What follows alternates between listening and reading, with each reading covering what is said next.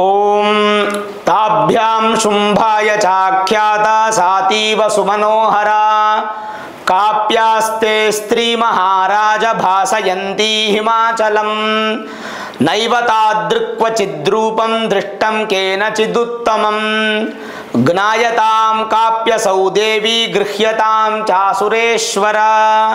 ಶ್ರೀ ಗುರುಭ್ಯೋ ನಮಃ. ಹರಿ ಓಂ. ಆತ್ಮೀಯ ಪ್ರಿಯ ಪ್ರೇಕ್ಷಕ ಮಿತ್ರರೇ, ನಿಮ್ಮೆಲ್ಲರ ಜೀವನ ಸುಖಕರ, ಲಾಭಕರ, ಸಮೃದ್ಧಿಕರವಾಗಿರಲಿ ಅಂತ ನನ್ನ ಆರಾಧ್ಯ ದೇವಿ ಹೊರನಾಡು ಅನ್ನಪೂರ್ಣೇಶ್ವರಿಯ ಪಾದಗಳಿಗೆ ನಮಸ್ಕರಿಸ್ತಾ, ಪ್ರಿಯ ಪ್ರೇಕ್ಷಕ ಮಿತ್ರರೇ, ಕನ್ಯಾ ರಾಶಿ ಜುಲೈ ತಿಂಗಳ ಮಾಸ ಭವಿಷ್ಯ ಹೇಗಿದೆ ಅನ್ನುವಂಥದ್ದನ್ನು ಈ ವಿಡಿಯೋಲಿ ನಾವು ನೋಡೋಣ. ಪ್ರಮುಖವಾದ ದೊಡ್ಡ ದೊಡ್ಡ ಬದಲಾವಣೆಗಳು ನಾವು ಕಂಡಂತಾಯಿತು. ಹಿಂದಿನ ತಿಂಗಳು ಸಣ್ಣ ಪ್ರಮಾಣದ ಬದಲಾವಣೆಗಳು ನಾವು ಕಂಡಂತಾಯಿತು. ಅದರ ಮುಂದುವರೆದ ಭಾಗವಾಗಿ ಜುಲೈ ತಿಂಗಳು ಆಷಾಢ ಮಾಸದಲ್ಲಿ ಯಾವ ರೀತಿಯಾದಂಥ ಫಲ ಅನ್ನುವಂಥದ್ದು ನಾವು ಅಪೇಕ್ಷೆ ಪಡ್ಬೋದು ಅಂತಂದರೆ, ದಕ್ಷಿಣಾಯನ ಪುಣ್ಯಕಾಲ. ಹಾಗಾದರೆ ದಕ್ಷಿಣಾಯನ ಪುಣ್ಯಕಾಲದಲ್ಲಿ ತರ್ಪಣ, ದಾನ, ಸ್ನಾನ, ಯಜ್ಞ, ಯಾಗ ಇತ್ಯಾದಿಗಳೆಲ್ಲವೂ ಕೂಡ ವಿಶೇಷವೇ ಹೌದು. ಸರಿ, ದಕ್ಷಿಣಾಯನ ಪುಣ್ಯಕಾಲ ಜುಲೈ 14ನೇ ತಾರೀಕು ಮುಗಿಯುತ್ತೆ. ಅದಾದಮೇಲೆ 24ನೇ ತಾರೀಕು ಜ್ಯೋತಿರ್ಭೀಮೇಶ್ವರ ವ್ರತ. ಅವತ್ತು ಅಮಾವಾಸ್ಯೆ. ಹೆಣ್ಣುಮಕ್ಕಳು ಒಳ್ಳೆ ಭೀಮನಂತ ಗಂಡ ಸಿಗಲಿ ಅಂತ ಮದುವೆ ಆಗದೆ ಇರತಕ್ಕಂಥವ್ರು ಅವತ್ತು ಜ್ಯೋತಿರ್ಭೀಮೇಶ್ವರ ವ್ರತ ಮಾಡೋದು.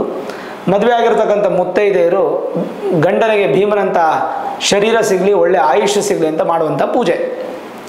ಸರಿ, ಹಾಗಾದರೆ ಈಗ ನಾವು ಬುಧನ ಫಲ, ಸೂರ್ಯನ ಫಲ ಎರಡು ನೋಡಾಯಿತು. ಶುಕ್ರ ನಿಮಗೆ ಭಾಗ್ಯಾಧಿಪತಿ, ಭಾಗ್ಯಸ್ಥಾನದಲ್ಲಿದ್ದಾರೆ. ಜೊತೆಗೆ ಅವರು ದ್ವಿತೀಯಾಧಿಪತಿ ಕೂಡ ಹೌದು. ಎಷ್ಟರ ಮಟ್ಟಿಗೆ ಫಲ ಅಂತಂದರೆ ನೋಡಿ, ನಿಮಗೆ ರಾಶಿಯಿಂದ 4ನೇ ಮನೆ ಅಧಿಪತಿ ಆಗಿರತಕ್ಕಂಥ ಗುರುನು ದಶಮ ಸ್ಥಾನದಲ್ಲಿದ್ದಾರೆ.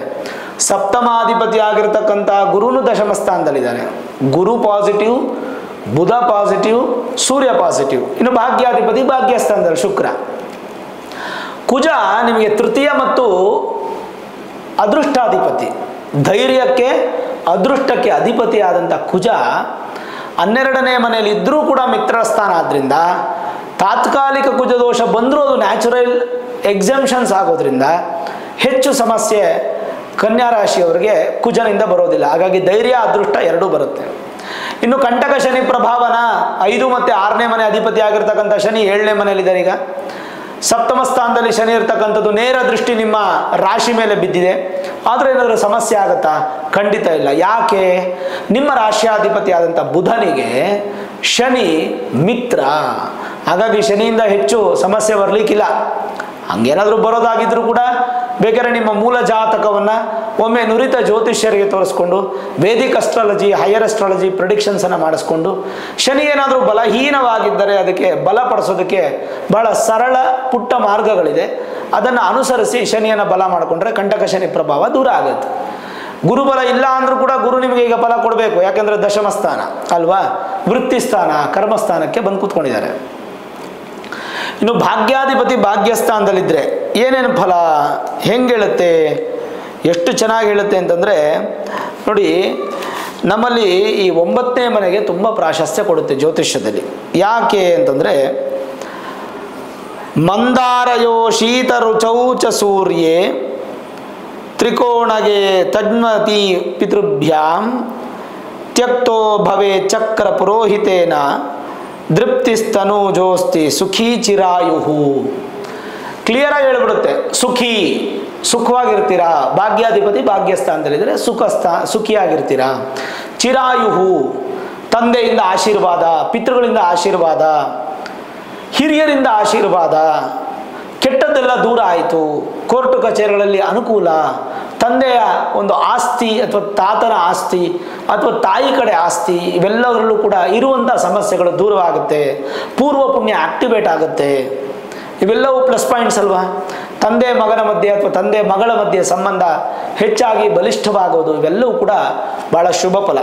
ಜನರಲೈಸ್ ಆಗಿ ನಾವು ನೋಡೋದಾದರೆ, ಜನರಲೈಸ್ ಆಗಿ ನೂತನ ಕೆಲಸ ಕಾರ್ಯಗಳಲ್ಲಿ ಜಯಪ್ರಾಪ್ತಿ, ಬಂಧುಗಳ ಆಗಮನದಿಂದ ಮನಸ್ಸಿಗೆ ಸಂತೋಷ, ಒಂಥರ ಶುಭ, ಮಿತ್ರರಿಂದ ಸಹಾಯ, ನೂತನ ವಾಹನ ಸೌಖ್ಯ, ಸಾಲಬಾಧೆ ಕೊಂಚ ನಿವಾರಣೆ, ಮನಸ್ಸಿಗೆ ಆನಂದದ ಮಾಸ ಆಗಿ ಧನಲಾಭ ಪ್ರಾಪ್ತಿಯಾಗುತ್ತೆ. ಸಮಾಜದಲ್ಲಿ ಉತ್ತಮವಾದ ಸ್ಥಾನಮಾನ, ಗೌರವ, ಆರೋಗ್ಯದಲ್ಲಿ ವೃದ್ಧಿಯಾಗಿ ಉದ್ಯೋಗದಲ್ಲಿ ಪ್ರಮೋಷನ್ ಇತ್ಯಾದಿ ಉತ್ತಮ ಫಲವನ್ನು ನೀವು ಅಪೇಕ್ಷೆ ಪಡ್ಬೋದು. ಪ್ರಮೋಷನ್ ಸಿಗುತ್ತೆ ಅಥವಾ ಇನ್ಕ್ರಿಮೆಂಟ್ ಸಿಗುತ್ತೆ, ಆ ಥರದ್ದೇನಾದರೂ ಫಲವನ್ನು ಅಪೇಕ್ಷೆ ಪಡ್ಬೋದು. ಇನ್ನು ಆರೋಗ್ಯದಲ್ಲಿ ಕಫ ಸಮಸ್ಯೆಗಳು, ಕಫ ತೊಂದರೆಗಳು ಬರುವಂಥದ್ದು, ಆಮೇಲೆ ಸಣ್ಣ ಪುಟ್ಟ ಕೆಮ್ಮು ಜಾಸ್ತಿ ಆಗುವಂಥದ್ದು, ಲಂಗ್ಸ್ ಇಶ್ಯೂಸು, ರೆಸ್ಪಿರೇಟರಿ ಸಿಸ್ಟಮು, ಮೂಗಲ್ಲಿ ದುರ್ಮಾಂಸ ಬೆಳೆಯೋದು, ಮೂಗಿನ ಸಮಸ್ಯೆ ಆಗೋದು, ಒಂಥರ ಹೇಳ್ಬೇಕಂದ್ರೆ ಕೋಲ್ಡ್ ಇಶ್ಯೂಸ್ ಅಂತ ಹೇಳ್ತೀವಿ. ಹಾಗಾಗಿ ಆಷಾಢ ಮಾಸದಲ್ಲಿ ಗಾಳಿ ಮಾಸ ಅಂತ ಬೇರೆ ಕರಿತೀವಿ. ಕನ್ಯಾ ರಾಶಿಯವರು ಸಾಧ್ಯವಾದಷ್ಟು ನಿಮ್ಮ ಶರೀರವನ್ನು ಗಾಳಿಗೆ ಜಾಸ್ತಿ ಬಿಡದೆ ಪ್ರೊಟೆಕ್ಟ್ ಮಾಡ್ಕೊಳ್ಳಿ, ಸ್ವಲ್ಪ ಉಷ್ಣವಾಗಿ ಇಟ್ಕೊಳ್ಳಿ ನಿಮ್ಮ ಶರೀರವನ್ನು, ತುಂಬ ಇಂಪಾರ್ಟೆಂಟು. ಅದರ ಜೊತೆಗೆ ಪಾರ್ಟ್ನರ್ಶಿಪ್ ಬಿಸ್ನೆಸ್ಸಲ್ಲಿ ತುಂಬ ಚೆನ್ನಾಗಿರುತ್ತೆ, ಷೇರು ವ್ಯವಹಾರದಲ್ಲಿ ಚೆನ್ನಾಗಿದೆ, ಹೂಡಿಕೆಗೆ ಈ ಮಾಸ ತುಂಬ ಚೆನ್ನಾಗಿದೆ, ಹಿರಿಯರ ಆಶೀರ್ವಾದ ಸಿಗುತ್ತೆ, ಸಂತಸ, ಉದ್ಯೋಗದಲ್ಲಿ ಜಯಪ್ರಾಪ್ತಿ. ಇನ್ನು ವ್ಯಾಪಾರ ವ್ಯವಹಾರದಲ್ಲಿ ಅಭಿವೃದ್ಧಿ ಇದೆ, ಆದರೆ ಸ್ವಲ್ಪ ಮೋಸ ಹೋಗುವ ಸಾಧ್ಯತೆ ಎಚ್ಚರ. ಬಂಡವಾಳ ಹೂಡಿಕೆಗಂತೂ ಈ ಮಾಸ ತುಂಬ ಚೆನ್ನಾಗಿದೆ, ಮಿತ್ರರ ಸಹಾಯದ ಜೊತೆಗೆ ಸಕ್ಸಸ್ ಆಗುತ್ತೆ, ಬಂಧುಗಳು ನಿಮ್ಮ ಬಗ್ಗೆ ಹೆಚ್ಚು ಶುಭವಾಗಿ ಪ್ರಚಾರ ಮಾಡ್ತಾರೆ, ಮನಸ್ಸಿಗೆ ನೆಮ್ಮದಿ ಸಿಗುತ್ತೆ, ಸಂತೋಷದ ಮಾಸ ಆಗುತ್ತೆ. ರೈತರಿಗೆ ಕೃಷಿ ಕ್ಷೇತ್ರದಲ್ಲಿ ಧನಲಾಭ, ಉತ್ತಮ ಅಭಿವೃದ್ಧಿ, ಪ್ರಗತಿ. ಸಣ್ಣ ಸಣ್ಣ ವ್ಯಾಪಾರಿಗಳಿಗೂ ಸಹ ಈ ತರಕಾರಿ, ಹಣ್ಣು, ಹೂವು, ಈ ಥರ ಸಣ್ಣ ಸಣ್ಣ ವ್ಯಾಪಾರಿಗಳಿಗೂ ಸಹ ಒಂಥರ ಅಭಿವೃದ್ಧಿ, ಪಾಸಿಟಿವ್ ಪ್ಲಸ್ ಪಾಯಿಂಟ್ಸ್ ಅಂತ ತಗೊಳ್ಬೋದು ನಾವು.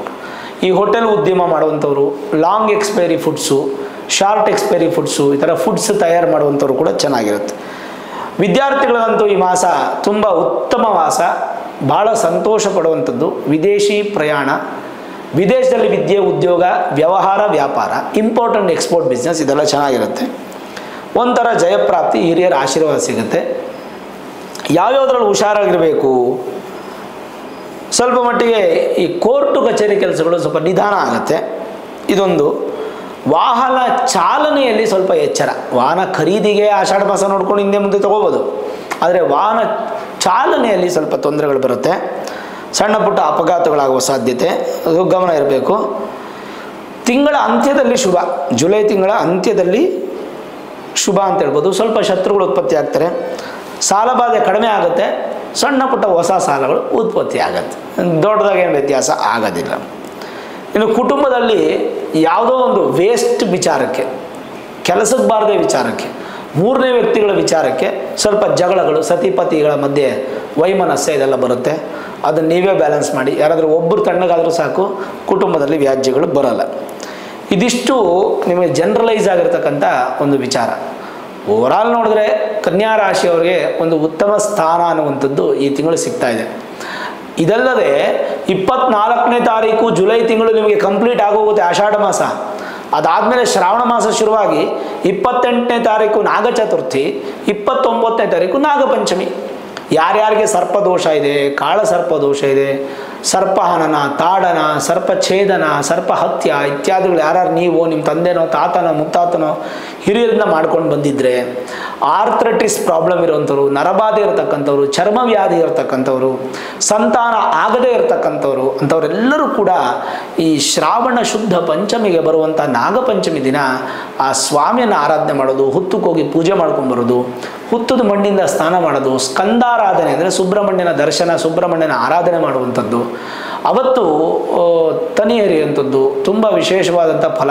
ಎಷ್ಟು ಮಟ್ಟಿಗೆ ಅಂದರೆ ವರ್ಷಕ್ಕೆ ಒಮ್ಮೆ ಬರುವಂಥ ನಾಗಪಂಚಮಿ ದಿನ ನೀವು ಸರ್ಪಾರಾಧನೆ ಮಾಡೋದ್ರಿಂದ ದೇಹದಲ್ಲಿರ್ತಕ್ಕಂಥ ನೆಗೆಟಿವ್ಸ್, ವಿಷ ದೂರ ಆಗಿ, ವಿಷ ಅಂತಂದರೆ ನಿಮ್ಮ ಕಾಮ, ಕ್ರೋಧ, ಮೋಹ, ಲೋಭ, ಮದ, ಮಾತ್ಸರ್ಯ, ಹರಿಷಡ್ವರ್ಗಗಳು, ಎಸ್ಪೆಷಲಿ ಕೋಪ ಕಡಿಮೆ ಆಗುವಂಥದ್ದು, ಇವೆಲ್ಲವೂ ಕೂಡ ಕಡಿಮೆ ಆಗಿ ನಿಮ್ಮೊಂಥರ ಪಾಸಿಟಿವ್ ಕಡೆಗೆ ನೀವು ಪ್ರಯಾಣವನ್ನು ಬೆಳೆಸುವಂಥದ್ದು ಅನುಕೂಲ ಆಗುತ್ತೆ. ಓವರಾಲ್ ನೋಡಿದ್ರೆ ಈ ತಿಂಗಳು ಯಾವುದೂ ಪರಿಹಾರ ಬೇಡ, ಶನಿಗೆ ಮಾತ್ರ ಪೂಜೆ ಮಾಡ್ತಾಯಿರಿ.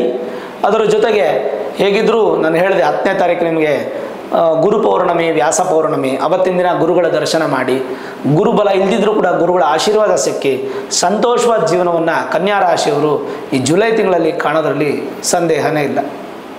ಈ ವಿಡಿಯೋ ಇಷ್ಟ ಆಗಿದ್ದರೆ ಲೈಕ್ ಮಾಡಿ, ಶೇರ್ ಮಾಡಿ, ಮುಖ್ಯವಾಗಿ ನಮ್ಮ ಚಾನಲ್ಗೆ ಸಬ್ಸ್ಕ್ರೈಬ್ ಮಾಡಿ, ಬೆಲ್ ಐಕಾನನ್ನು ಪ್ರೆಸ್ ಮಾಡಿ. ಪ್ರತಿನಿತ್ಯ ನಾನು ಪೂಜೆ ಮಾಡುವಂತಹ ನನ್ನ ಆರಾಧ್ಯ ದೇವಿ ಹೊರನಾಡು ಅನ್ನಪೂರ್ಣೇಶ್ವರಿಯ ಆಶೀರ್ವಾದ, ಅನುಗ್ರಹ ಸದಾಕಾಲ ಮತ್ತೊಮ್ಮೆ ನಿಮ್ಗೆ ಸಿಗಲಿ ಅಂತ ಪ್ರಾರ್ಥನೆ ಮಾಡ್ತಾ, ಸರ್ವೇ ಜನಾಃ ಸುಖಿನೋ ಭವಂತು, ಸಮಸ್ತ ಸನ್ಮಂಗಳಾನಿ ಭವಂತು.